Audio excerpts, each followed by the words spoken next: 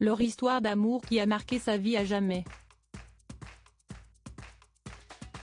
Tout juste divorcée de Cecilia Rhodes, son épouse suédoise qui lui a donné 2 beaux enfants, Yannick Noah, Psychodon sur C8 ce mardi, rencontre, au début des années 90, un top modèle britannique, la sublime Heather Stewart-White.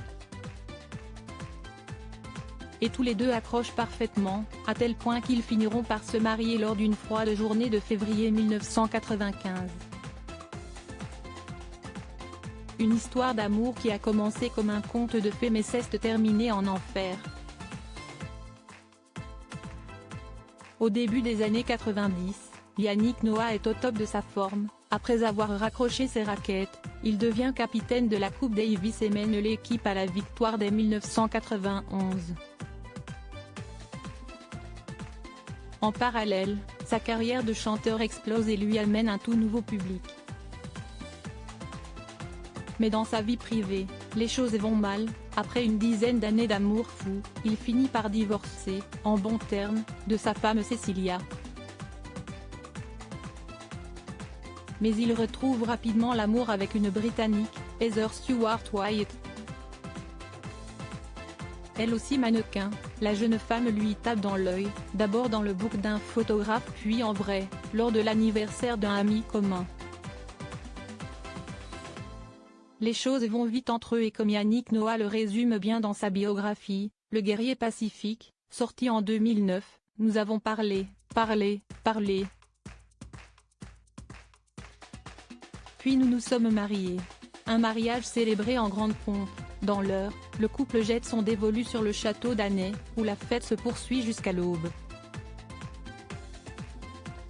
Et leur look interpelle les invités et les photographes.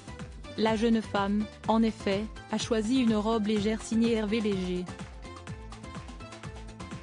Blanche en haut, la tenue est ornée de bandes colorées sur la jupe et ornée d'un manteau de fourrure. Yannick Noah, quant à lui, dreadlocks sur la tête, a choisi un costume entièrement blanc mais une chemise et une cravate au motif africain. Plus tard, les mariés se changent, la jeune femme se retrouve avec une robe cette fois complètement blanche et une veste noire, tandis que son époux adopte une chemise jaune et un pantalon orange.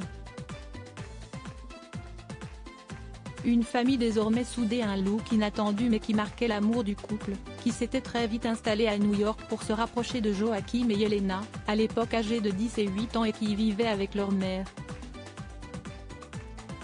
Rapidement, 2 fillettes naissent de ce mariage, Elijah, en mars 1996, et Jeunet, en octobre 1997.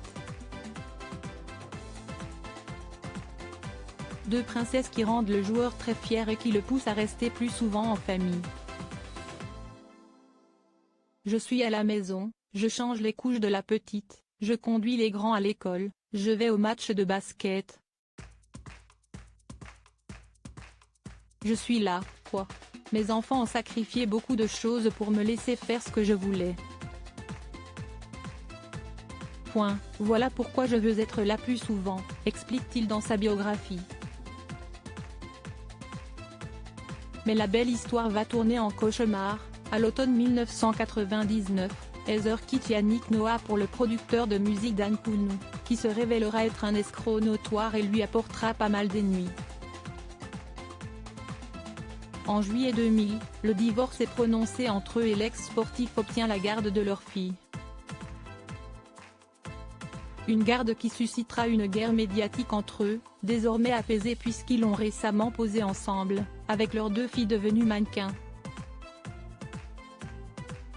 Et, fait insolite, Tomaty, le fils qu'Heather Stewart-White a eu après son divorce est très proche de Joa Lucas, le fils de Yannick Noah et d'Isabelle Camus, né en 2004. Une famille désormais soudée.